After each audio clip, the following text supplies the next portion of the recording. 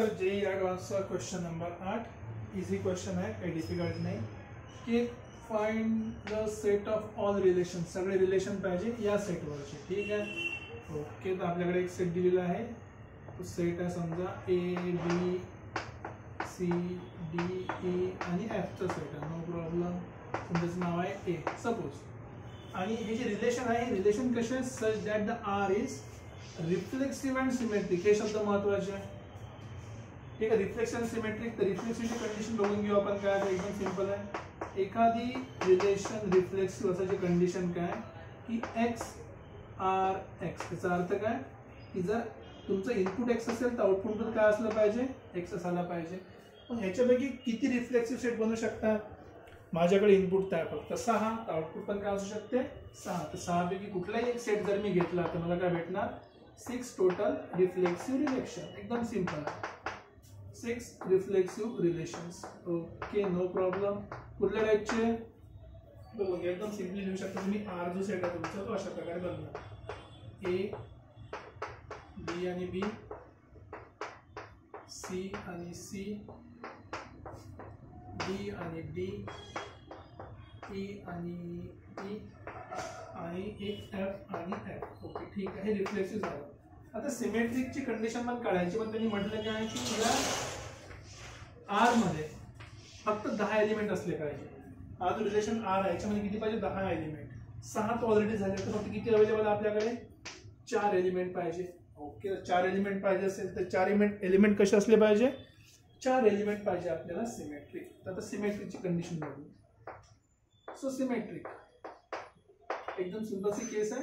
तो जर समजा एक्स आर वाय असेल त्याचा अर्थ काय असला पाहिजे सिमेट्रिक साठी, वाय आर एक्स. म्हणजे जर समजा एक्स वाय माझ्या सेटमध्ये असेल तर वाय एक्स पण असलाच पाहिजे. म्हणजे बघा याच्यामुळे मला एक जर रिफ्लेक्ट सिमेट्रिक एका सेटसाठी मला किती भेटले, 2 आन्सर भेटले. म्हणजे जर मी इथे एक्स वाय घेतलं तिथे ऑलरेडी काय भेटणार मला, वाय एक्स भेटणार. एलिमेंट तेच आहे, एलिमेंटने बदलले. आणखी दुसऱ्या पेअरसाठी हा एक पेअर झाला, हा किती झाला, एक पेअर. आणि किती एलिमेंट, 2 एलिमेंट झाले. सिमिलरली आणखी मला काय लागेल, एक दुसरा पेअर लागेल. आणि दुसऱ्या पेअरला आणखी किती लागणार आहे, 2 एलिमेंट लागणार. सो बेसिकली मला किती एलिमेंट पाहिजे टोटल मला पाहिजे 4 एलिमेंट्स पाहिजे.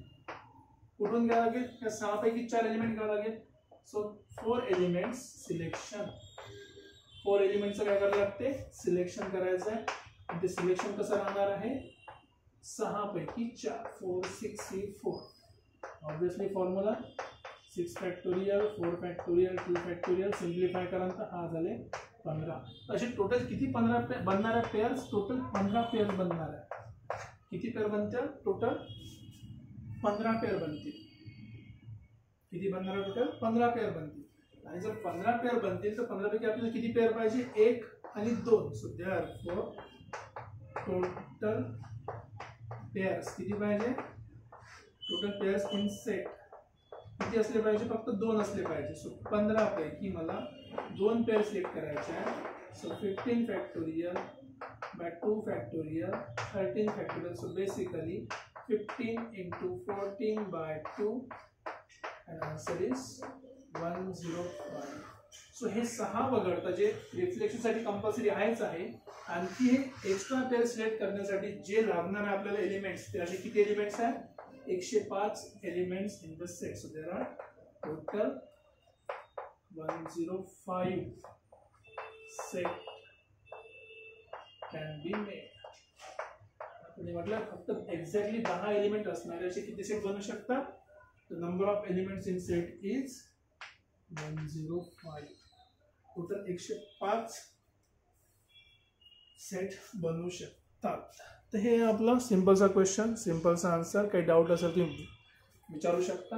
हा तुम्हाला बऱ्याच ठिकाणी असं पण दिसेल की जर समजा आपण इथे 4 एलिमेंट सिलेक्शन दिलं आहे, पुढे तुम्हाला असेल 6C2 पण दिसू शकते. आता 6C2 म्हणजे एका पेअरसाठी मला किती पाहिजे, 2 एलिमेंट पाहिजे. याचं पण आन्सर किती होणार आहे काढून बघा तुम्ही. आणि असे दुसरा पण पेअर तयार करायचा. राईट, काही डाऊट असेल तर तुम्ही विचारू शकता. 6C2 आणि 6C4 one and the same thing. दोघांपैकी करेक्ट काय?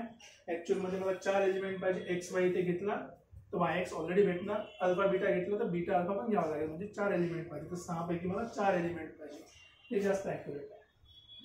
ओके, ठीक आहे, समजलं असेल. काही डाऊट असेल कमेंट सेक्शनमध्ये लिहा. भेटूया परत पुढच्या क्वेश्चनसोबत. Take care.